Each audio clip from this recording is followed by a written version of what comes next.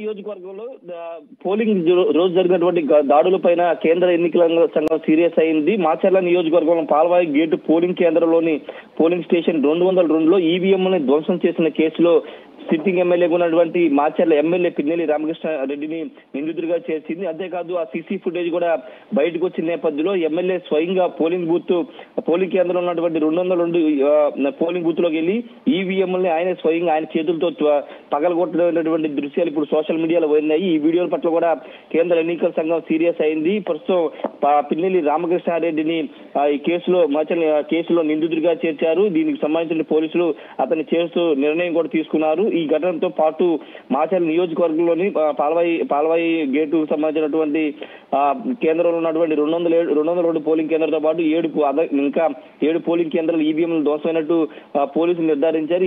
ఈ polling EVM ధ్వంసం సంబంధించినటువంటి కేసులో ప్రస్తుతం సిట్టింగ్ ఎమ్మెల్యే ఉన్నటువంటి పిన్నెల్లి రామకృష్ణారెడ్డిని అయితే నిందితుడిగా చేర్చారు. అతని పైన కేసు కూడా నమోదు చేశారు. అయితే ఈ ఘటన అంటే సిట్టు విచారణ జరపక ముందు దాడి జరిగిన రోజు ఈ ఘటనకు సంబంధించి అక్కడ ఈవీఎంలు ధ్వంసం చేసింది ఎవరో గుర్తు తెలియని వ్యక్తులు ధ్వంసం చేశారు.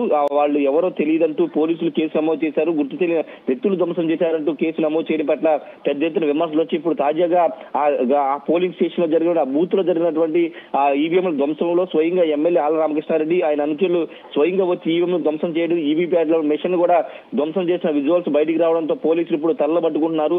ఇప్పుడు కేంద్ర ఎన్నికల సంఘం దీనిపైన పూర్తి యాక్షన్ తీసుకొని ఆదేశాలు జారీ చేసింది. అక్కడ ఉన్నటువంటి పోలింగ్ ఆర్ఓకి సంబంధించి కానీ ఆ పోలింగ్ బూత్ లో పోలింగ్ కేంద్రంలో ఉన్నటువంటి రిటర్నింగ్ ఆఫీసర్స్ వీళ్ళందరి మీద కూడా చర్యలు ఉండే అవకాశం కాబట్టి అక్కడ అధికారులు అంటే విధుల్లో ఉన్నటువంటి ఎన్నికల సిబ్బంది కూడా ఎమ్మెల్యే పేరు చెప్పకుండా గుర్తిని వ్యక్తులు అంటూ వాళ్ళు కూడా చెప్పిన నేపథ్యంలో వాళ్ళ మీద కూడా వేటుపడే అవకాశం అయితే కనబడుతుంది. పిన్నెల్లి రామకృష్ణారెడ్డి మీద టీడీపీ నేతలు పలు సందర్భాల్లో అనుమానం వ్యక్తం చేశారు. ఆయన సమక్షంలోనే ఈవీఎంలు ధ్వంసం చేశారంటూ కూడా ఆయన టీడీపీ నేతలు చెబుతున్న నేపథ్యంలో కానీ పిన్నెల్లి రామకృష్ణారెడ్డి మాత్రం ఈవీఎంల ధ్వంసానికి తనకు ఎలాంటి సంబంధం లేదు మొన్నటి వరకు చెప్పుకొచ్చారు. కానీ తాజాగా ఈ వీడియో బయటికి రావడంతో పిన్నెల్లి రామకృష్ణారెడ్డి అరాచకాలు బయటకు వచ్చాయని కూడా టీడీపీ నేతలు చెప్తారు. ఒక ఎమ్మెల్యే అయ్యండి 4 సార్లు ఎమ్మెల్యే గెలిచినటువంటి పిన్నెల్లి రామకృష్ణారెడ్డి ఈ విధంగా ఒక పోలింగ్ బూత్ లోకి వెళ్లి ఈవీఎంలు ధ్వంసం చేయడం, ఈవీప్యాట్లు ధ్వంసం చేయడం ఏంటని పెద్ద ఎత్తున మండిపడుతున్న పరిస్థితి. అందుకే గత 4 ఏళ్లుగా ఎమ్మెల్యే ఈ విధంగా అరాచకాలు చేసి గెలుస్తున్నారంటూ కూడా టీడీపీ నేతలు మండిపడుతున్న ప్రస్తుతం అయితే అతన్ని నిందితుడిగా చేర్చారు